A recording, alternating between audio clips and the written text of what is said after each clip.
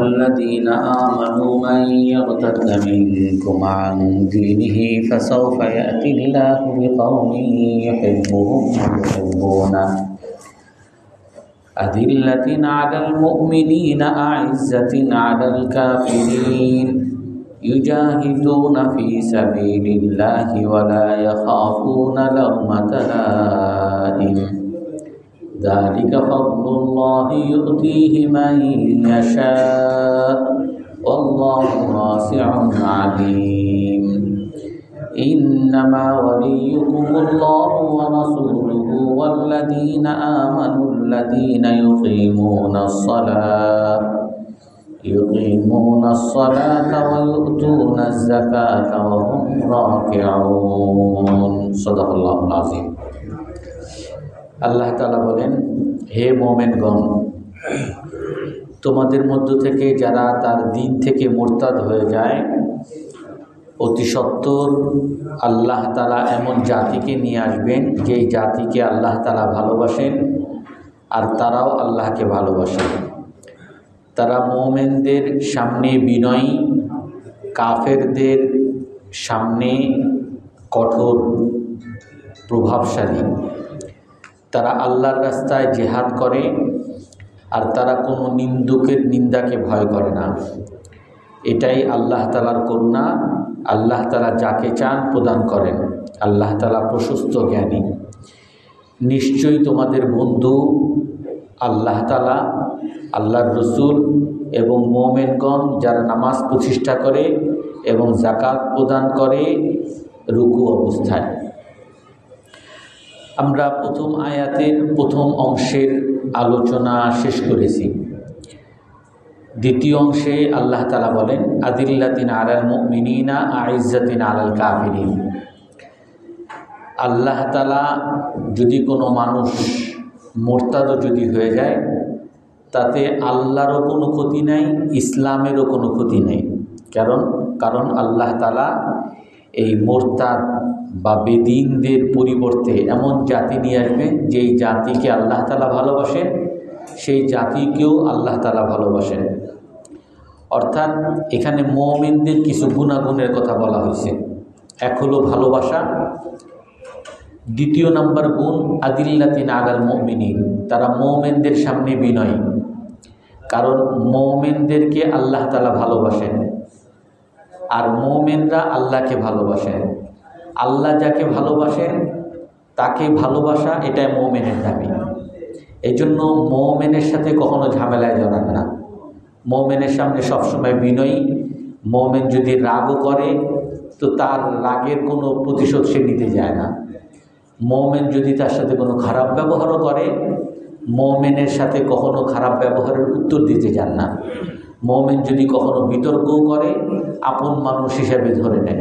মুমিনদের সাথে কখনো ঝামেলায় জড়ান না। আইজ্জাতিন আলাল কাফিরিন, আর কাফেরদের বিরুদ্ধে অনেক সম্মানী। কাফেররা সামান্যতম সম্মানের হানি করবে, এটা কোনো মুসলমান সহ্য করে না। শুধু নিজের বেলায় না, অন্য কোনো মুমিনের সম্মানকে কোনো কাফের হানি করছে, এটাকে কেউ সহ্য করবে না। এবং কাফেরদের উত্তর দেওয়ার ক্ষেত্রে বড়ই কঠোর। কাফেররা কোনো কথা বলবে আর তার বিরুদ্ধে উত্তর দেওয়ার জন্য কাফেররা অনেক, মুসলমানরা অনেক শক্তিশালী। আল্লাহ তাআলা অন্য আয়াতের মধ্যে বলেন, মুহাম্মাদুর রাসূলুল্লাহ, মুহাম্মদ সাল্লাল্লাহু আলাইহি ওয়াসাল্লাম আল্লাহর রাসূল, ওয়াল্লাযীনা মাআহু, রসুলের সাথে যারা আছেন অর্থাৎ সাহাবায়ে কেরাম, তাদের গুণাগুণ কি? আশিদ্দা ও আলাল কুফার, কাফেরদের বিরুদ্ধে বড় কঠিন। আর রুহামা উবাইনাহুম, আর মুমিনদের মাঝে তারা বড় দয়ালু। তার মতো নরম বিনয়ী আর কেউ নাই। তো এটা হলো মুসলমানের গুণ। মুসলমান সবসময় মুসলমানের সামনে বিনয়ী থাকবে, অসহায় থাকবে, মুসলমানের সামনে শক্তিহীন থাকবে, দুর্বল থাকবে। আর কাফেরদের বিরুদ্ধে সব সময় শক্তিশালী হবে। মুসলমান কাফেরদের বিরুদ্ধে সব সময় শক্তিশালী হবে, সব সময় কঠিন হবে, সব সময় আত্মসম্মান বোধ হবে। মুসলমান একজনে বলে, এই হুজুর কেমন আছো, কোনো মাইন্ড করি না, কারণ আমার ভাই মুসলমান। কিন্তু কোনো হিন্দু, কোনো অমুসলমান ইসলামকে নিয়ে কটাক্ষ করবে, বা কোনো মুসলমান এই হুজুর অথবা এই নিনজা, এই বোরকা পরে ঘুরে, এটা আমি সহ্য করব, এটা কোনো মুসলমানের হতে পারে না। কাফেরদের বিরুদ্ধে খুবই কঠোর, কিন্তু মুসলমানের ক্ষেত্রে আমরা খুবই নরম। রাসূল সাল্লাল্লাহু আলাইহি ওয়াসাল্লাম এক হাদিসের মধ্যে বলেন, ইবগুনিদ দুআফা ফা ইন্নামা তুনসারুনা ওয়া তুরযাকুনা বিদুআফাইকুম। তোমরা আমাকে সবসময় দুর্বলদের মধ্যে তালাশ করো। রাসূল হাদিসে বলেন যে তোমরা আমাকে সবসময় দুর্বলদের মধ্যে তালাশ করো, কারণ তোমাদেরকে বিজয় দান করা হয়, তোমাদেরকে রিজিক খাবার দান করা হয় তোমাদের দুর্বলের কারণে। তোমার দুর্বলের উসিলায় তুমি বিজয় লাভ করো, তোমার দুর্বলের উসিলায় তুমি খাবার খাও। আর এক হাদিসের মধ্যে আছে, এক সাহাবী এসে রসুলের কাছে বলেন, হে আল্লাহর রসুল, আমি কামাই করি, উপার্জন করি, আর আমার উপার্জন থেকে আমার ভাই সে আমার উপার্জন থেকে খায়। সে দুর্বল, সে কাজ করতে পারে না, উপার্জন করতে পারে না। তো এক তো হলো আমার নিজেকেও টানা লাগে, আমার নিজের পরিবার, আবার আমার উপরে বোঝা হলো আমার ভাই, কারণ সে কাজবাজ করতে পারে না, সে দুর্বল। তো রাসূল সাল্লাল্লাহু আলাইহি সাল্লাম ওই সাহাবীকে বলতেছেন, ওই সাহাবীর ভাষায় মনে করছে উনি ওনার ভাইয়ের কাছ থেকে অনেক বিরক্ত, যে আমার উপর একটা বোঝা চেপে আসছে। তো রাসূল তখন বলেন, ফা ইন্নামা তুরযাকুনা বিদাইফিকুম, যে তুমি যে উপার্জন করতে পারতেছো, তোমার যে অভাব পূরণ করতে পারতেছো, তুমি যে খাইতেছো, এগুলো সব তোমার ওই দুর্বল ভাইয়ের উসিলায় খাইতেছো। তোমার একজন দুর্বল ভাই আছে, এই জন্যই তোমার অভাব মিটতেছে। আল্লাহ তাআলা তার বরকতেই তোমার অভাব মিটাইতেছে। এই জন্য আমাদের বাসায় যদি কখনো বুড়া বাবা থাকে বা বুড়া মা থাকে, অথবা বুড়ি শাশুড়ি থাকে, অথবা বুড়া শ্বশুর থাকে, আর আমরা অনেক সময় বিরক্ত হই, অথবা আমার ভাই একটা বিকলাঙ্গ, অথবা বোন একটা বিয়ে হয় না, আমার উপরে বোঝা হয়ে থাকে, অনেক সময় আমরা বিরক্ত হই। রাসূলুল্লাহ সাল্লাল্লাহু আলাইহি সাল্লাম বলেন যে তোমার এই যে যত রিজিক, তোমার যে অভাব পূরণ, যত উপার্জন, সব ওই দুর্বলের উসিলায় তুমি পাচ্ছ। এই জন্য এটা কি তাফসীর নাবুসিতে এই হাদিসের ব্যাখ্যা করেন যে আপনি একজন দুর্বল, আপনার ভাই অথবা যে কোনো আপনার একজন কর্মচারী, আপনি যদি তাকে চান বেতন না দিতে পারেন, আপনার শক্তি আছে, দিলেন না। আপনি আপনার প্রতিবেশী একজন দুর্বল, তো আপনি যদি চান তাকে তার পাওনা থেকে বঞ্চিত করতে পারেন, আপনার শক্তি আছে, ওই প্রতিবেশী আপনার কোনো প্রতি উত্তর দিতে পারবে না, কারণ আপনি বড় নেতা, আর এই আপনার সামনে কথা বলার সুযোগ পায় না।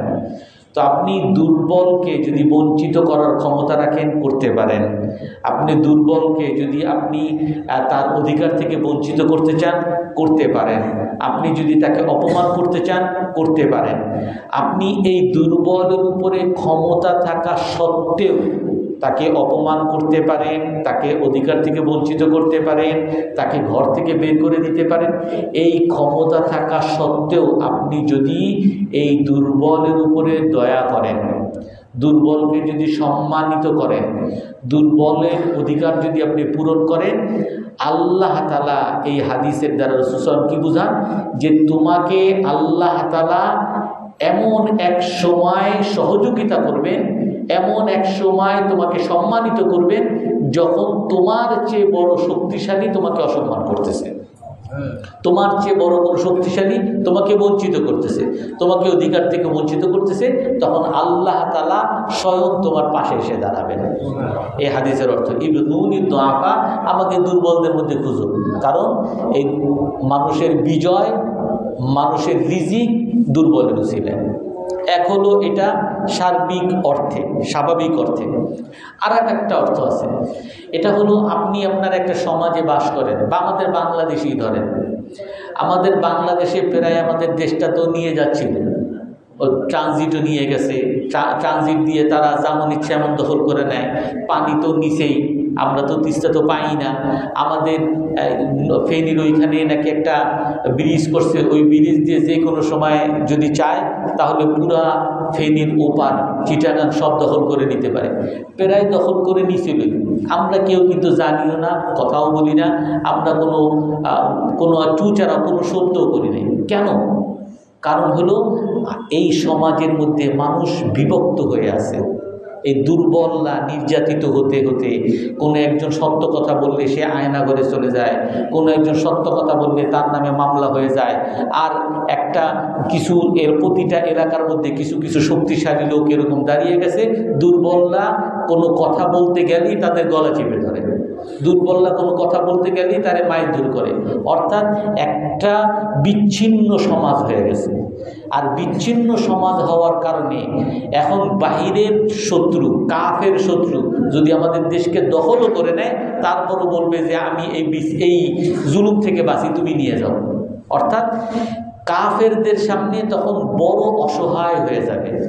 কিন্তু এই মুসলমানের মধ্যে যদি তারা একে অপরের সাথে সবসময় দুর্বলের পাশে দাঁড়ায় এবং দুর্বলদেরকে যদি কখনো জুলুম না করে, তখন কি হবে? একটা সমাজের মধ্যে সবাই একে অপরের পাশে থাকবে, সহযোগী মনোভাব হবে।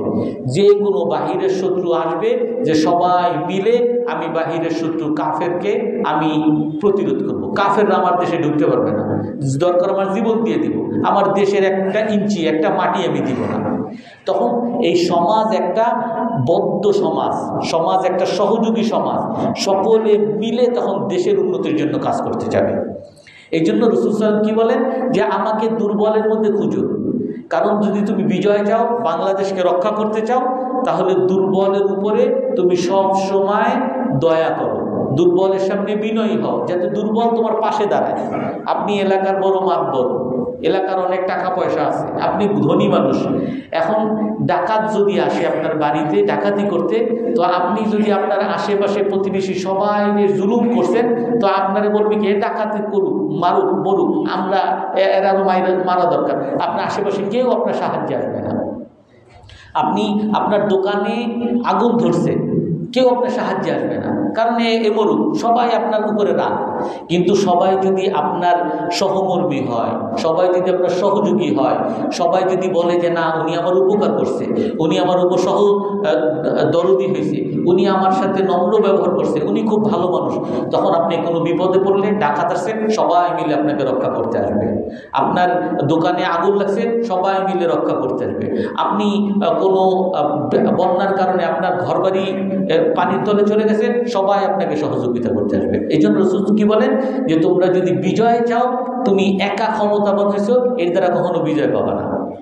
তুমি যদি বিজয় চাও, তাহলে তুমি দুর্বলদের বাদ দিয়ে এদেরকে মানুষের না, তাদেরকে গণায় না ধরে তুমি একা কখনো কিছু করতে পারো না। তোমার করতে হলে সবাইকে হাতে রেখে, যাকে বর্তমান ভাষায় টিম বিল্ডিং বলে, যে কোনো অফিসে বা যে কোনো ব্যবসায় আপনি যদি উন্নতি করতে চান, আপনার অফিসে যারা আছে, আপনার যারা কর্মকর্তা কর্মচারী যারা আছে, সবাইকে আপনি একতাবদ্ধ করেন, সবাই মিলে ঠিক করেন আমার কি করা লাগবে।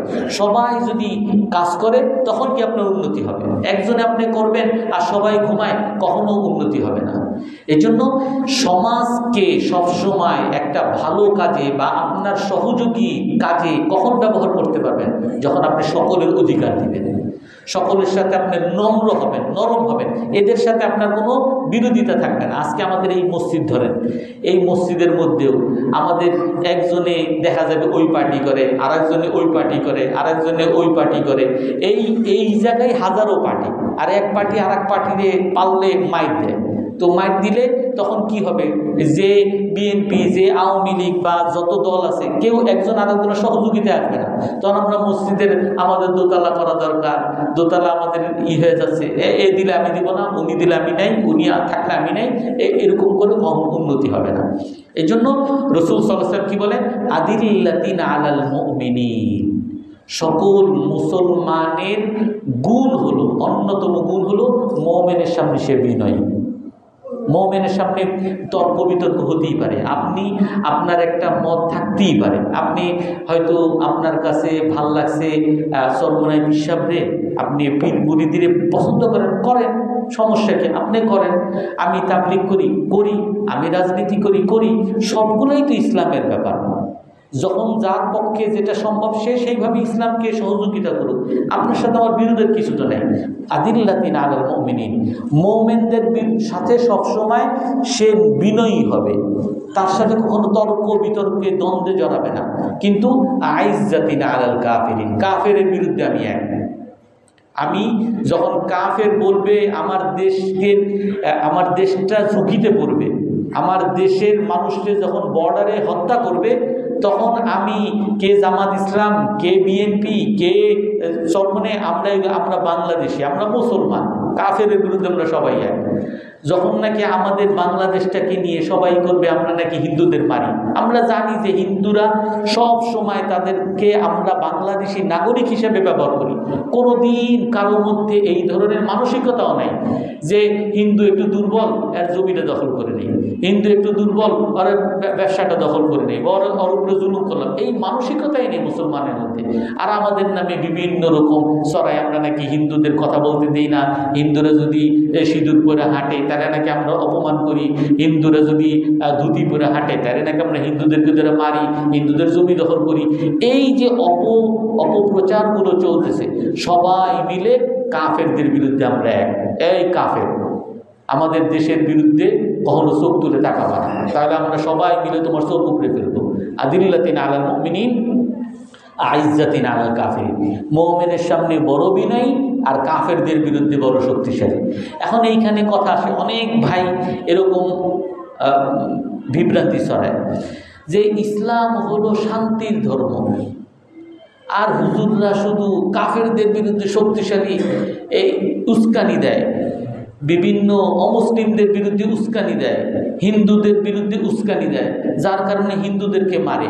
কোন হুজুর হিন্দুদের বিরুদ্ধে উস্কানি দিছে আর হুজুরের কথা শুই না হিন্দুর বাড়ি জ্বালায় দিছে? কোন হুজুর এমন আছে? এইখানে যে কাফেরদের বিরুদ্ধে শক্তিশালী, কাফেরদের বিরুদ্ধে আত্মসম্মান বোধ, এর অর্থ কি? এর অর্থ হইল কাফের যখন মুসলমানের উপর আক্রমণ করতে আসবে, যখন শত্রুতা দেখাবে, তখন সেই শত্রু কাফের বিরুদ্ধে সবাই এক। এই শত্রুতা করবা, মুসলমানের কোনো ক্ষতি করতে চাবা, মুসলমানকে মারবা, মুসলমানকে হত্যা করবা, এটা আমরা কখনো সহ্য করব না। আপনি এত কঠিন হন, ইসলাম তো শান্তির ধর্ম, আল্লাহ তাআলা তো রসুলকে রহমাতান লিল আলামিন দয়ার নবী হিসেবে পাঠাইছেন, আপনি এত কঠোর কথা কেন বলেন?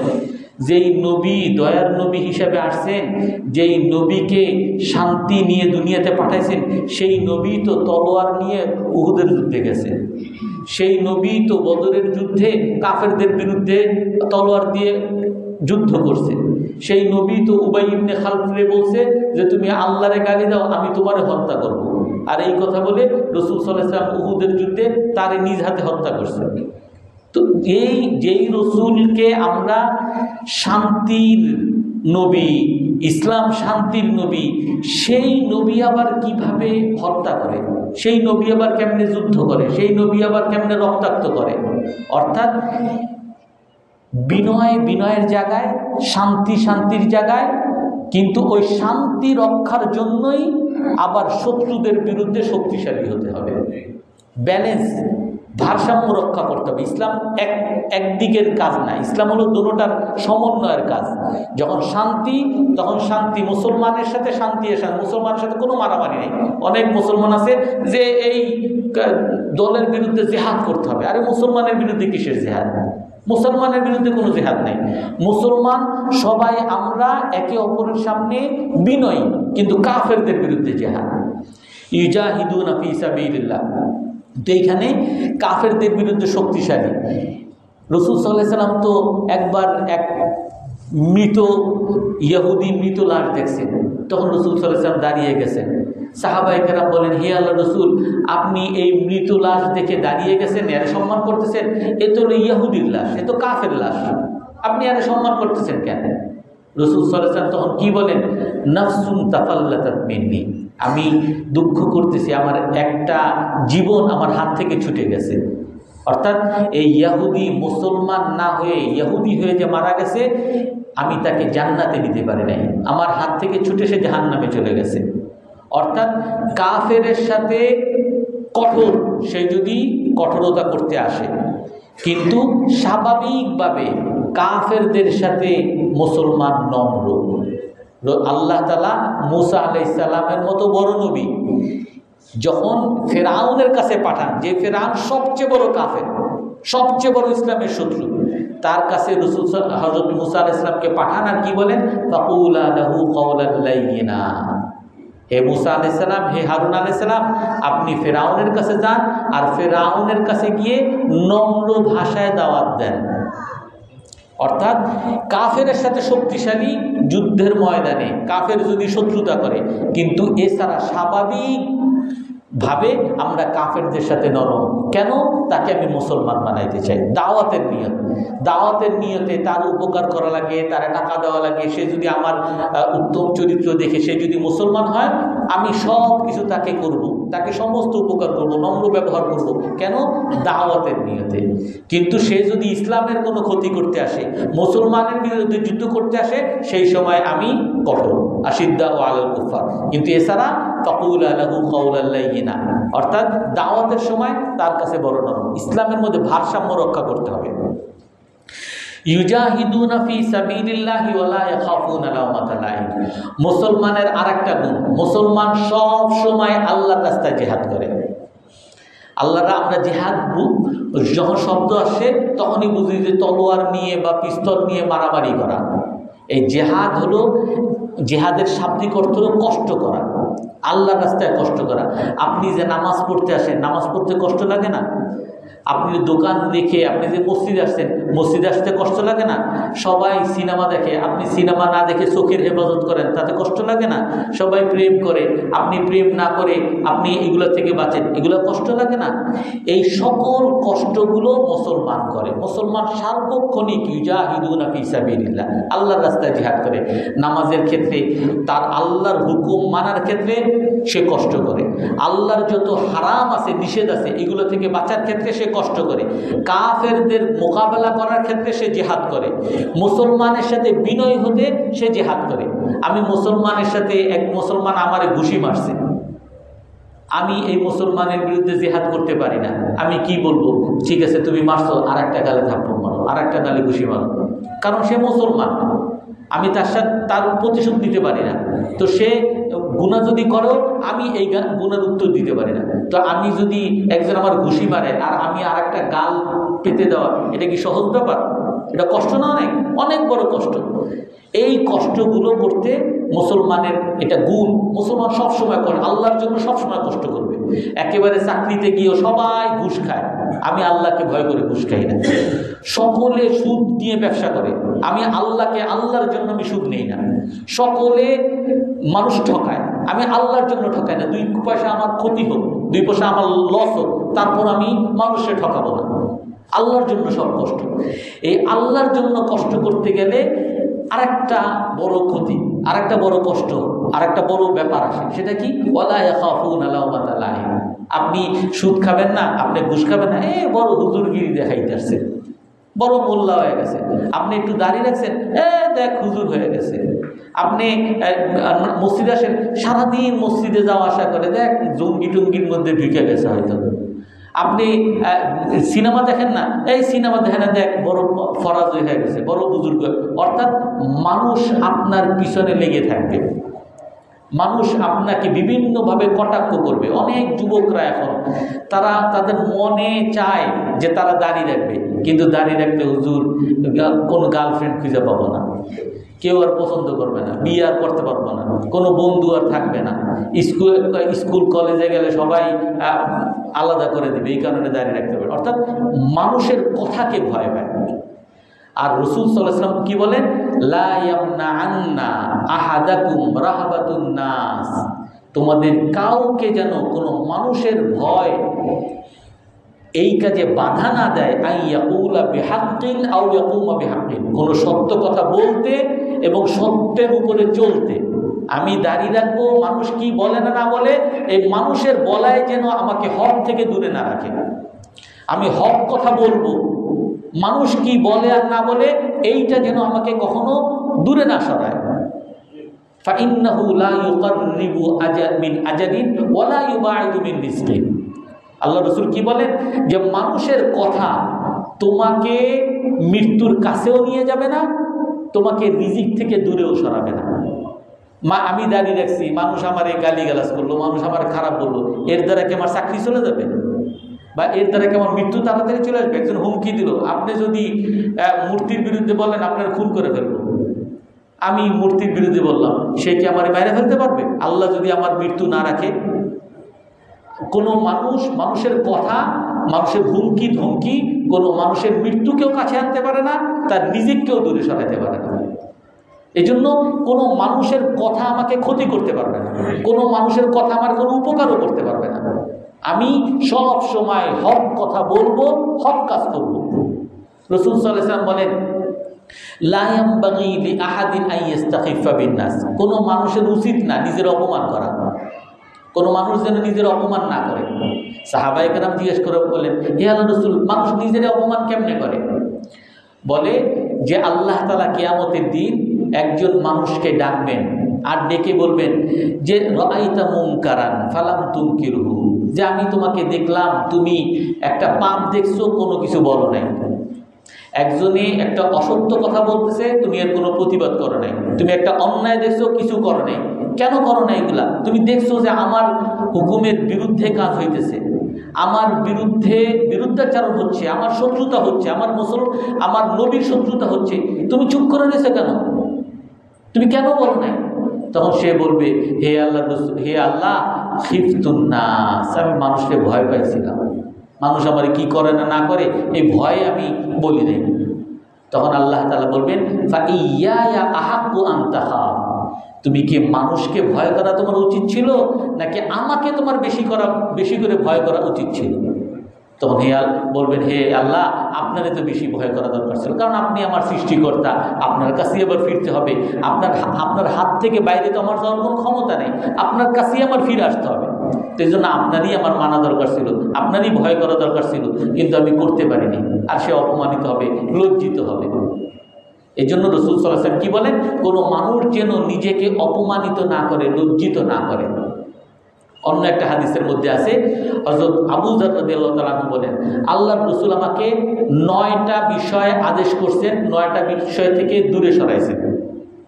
9টা বিষয়ের আদেশের মধ্যে একটা হলো আন আকুলা বিহাক্কিন ওয়ালাউ কানা মুররা, আমাকে রাসূল ওসিয়ত করছেন যে আমি যেন সর্বদা সত্য কথা বলি, সর্বদা হক কাজ করি, যদিও তিতা হোক। মানুষ সবাই তিরস্কার করে, কেউ এটা বলার সাহস পায় না, কিন্তু আমি যেন সর্বদা হক কথা বলি, হক কাজ করি, যদিও তিতা হোক। আর আরেকটা আমার কাছে ওয়াদা নিছেন, কি ওয়াদা? যে লা আখাফু ফিল্লাহি লাউমাতা লাইম, আল্লাহর জন্য, আল্লাহর কাজ করতে গিয়ে কারো কোনো নিন্দুকের নিন্দাকে যাতে ভয় না করি। মানুষ কি বললো না বললো এই ভয় যেন আমি না করি, এই ওয়াদা করছি। অন্য একটা হাদিসের মধ্যে আছে, বায়ানা রাসূলুল্লাহ সাল্লাল্লাহু আলাইহি ওয়াসাল্লাম, রাসূল আমাদের কাছে বায়াত অঙ্গীকার নিছেন। অঙ্গীকারের মধ্যে একটা অঙ্গীকার হলো যে আল্লাহ আখাফু ফিল্লাহি লাউমাতা লাইম, কোন নিন্দুকের নিন্দাকে যাতে ভয় না করি, সর্বদা হক কথা যাতে বলি, হক কাজ করি। এটা রাসূল সাল্লাল্লাহু আলাইহি ওয়াসাল্লাম ধরে ধরে ওয়াদা নিতেন। কারণ এই নিন্দা, মানুষের পিছু কথা, এইগুলা মানুষকে সবচেয়ে বেশি ইসলাম থেকে দূরে সরায়। বর্তমান যুগে আরো বেশি এই নাটক, সিনেমা সব দেখায়, এই হুজুর দেখ মোল্লা, মানে এমনভাবে অভিনয়ের মধ্যে দেখায় যে যে দাড়ি রাখে সবচেয়ে নিকৃষ্ট, যে বোরকা পরে এ হলো সবচেয়ে চোর বাটপার, এ হলো সবচেয়ে খারাপ। এমনভাবে উপস্থাপন করে যে দাড়ি যে রাখে এই কোনো ভদ্র মানুষ, শিক্ষিত মানুষ, বড় অফিসার মানুষের দাড়ি রাখে না। বোরকা পরে এরা যারা ফকির, গরিব, যার কোনো দাম নাই, মূল্য নাই, এরা বোরকা পরবে আর এরা দাঁড়িয়ে রাখবে।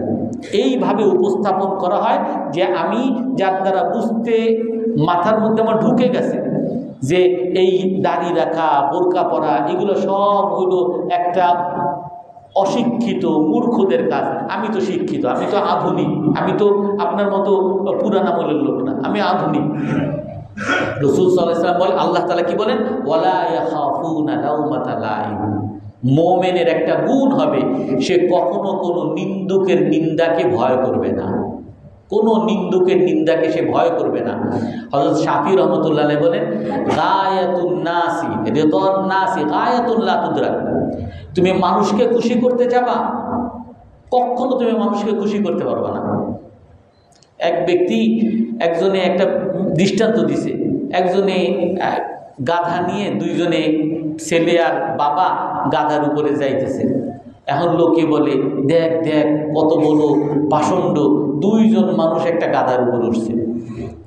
তো এখন বাবা নেমে গেছে, ছেলেটারে দিছে, বলে দেখ দেখ কেমন একটা অশিক্ষিত মূর্খ একটা বাবা পোলাটারে কেমন বেয়াদব বানাইতেছে, পোলারে গাধার উপরে বসাইছে আর নিজে হাঁটতেছে, কত বড় বেয়াদব বানাইতেছে দেখ। এখন সে করলো, ঠিক আছে ছেলে তুমি নামো, আমি গাধার উপর উঠি। সেই গাধার উপর উঠছে।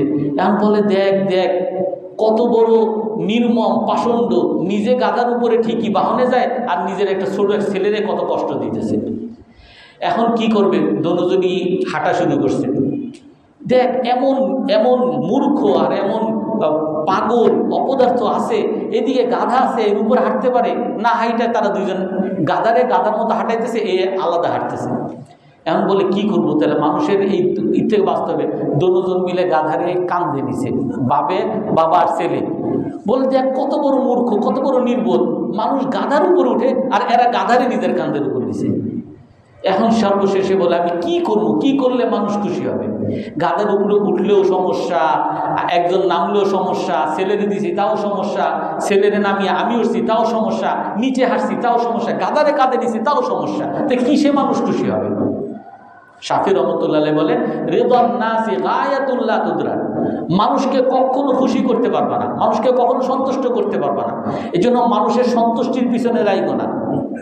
যারা মনে করে যে আমি দাড়ি রাখবো না, খুব ফ্যাশন করলাম, সে কি মানুষের কথার থেকে বাঁচে? সে যদি জ্যাকেট পরে এই গরমের মধ্যে দেখ জ্যাকেট পরে ঘুরে, এই যদি খালি গায়ে এই শীতের মধ্যে দেখ, কোনো কথার থেকে বাঁচতে পারবেন না। এই জন্য ইমাম শাফি কি বলেন, ফাআলাইকা বিমা ইউসলিহ।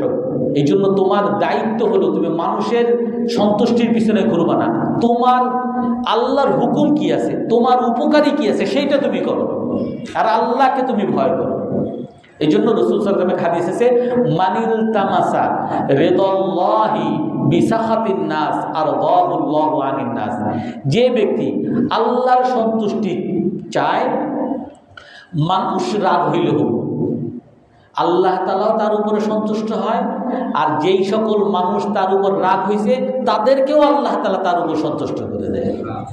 আর ওমান আরদান নাস, আর যে মানুষকে খুশি করতে চায়, যে দাড়ি রাখলে মানুষ খারাপ বলে আমি দাড়ি আর রাখবো না, দাড়ি কামা মানুষকে খুশি করবে, যে মানুষকে খুশি করতে চায় আল্লাহকে রাগিয়ে আল্লাহ তাআলা তার উপর তো রাগ হবেনি, ওই মানুষও তার উপর রাগ হবে। ওই মানুষই বলা শুরু করবে, দেখ মাওলানা সাহেব, হাফেজ সাহেব এ দাড়ি কামায়া ঘুরে,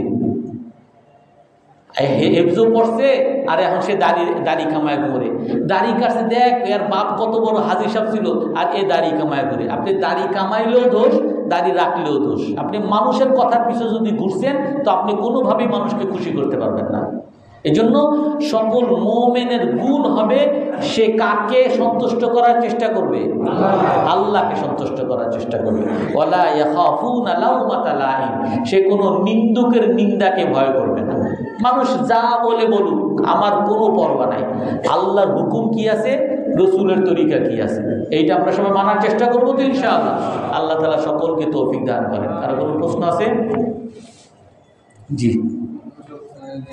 আমরা মুমিনদের সংগঠন বিনয় হবে, আর কাফেরদের সাথে আক্রমণ বা গঠন করতে ছিল, সেক্ষেত্রে আমরা যে শিয়াদের বিরুদ্ধে আমরা কি কিরকম আচরণ করবো আর মানে কেমন ধারণা পোষণ করবো? শিয়াদের মধ্যে অনেকগুলো ভাগ আছে। শিয়াদের মধ্যে কিছু ভাগ আছে কাফের, অর্থাৎ অনেক শিয়ার মধ্যেই আছে যে তারা সাহাবাদেরকে গালিগালাজ করে, অর্থাৎ তারা আলী রাদিয়াল্লাহু তাআলা আনহুকে এত সম্মান করে যে আবু বকর রাদিয়াল্লাহু তাআলা আনহুকে তারা বিশ্বাসঘাতক বলেন, তারপরে হযরত ওমর, ওসমান এদেরকে খারাপ। এই কারণে অনেক শিয়াদেরকে মুসলমান, হক্কানি মুসলমানরা কাফের বলে। তো সেই জন্য তাদেরকে আমরা কাফের হিসেবে ট্রিট করব। আর এর মধ্যে শিয়াদের মধ্যে কিছু মানুষ আছে ভালো, তো তাদের সাথে সেইভাবে আমরা ব্যবহার করব।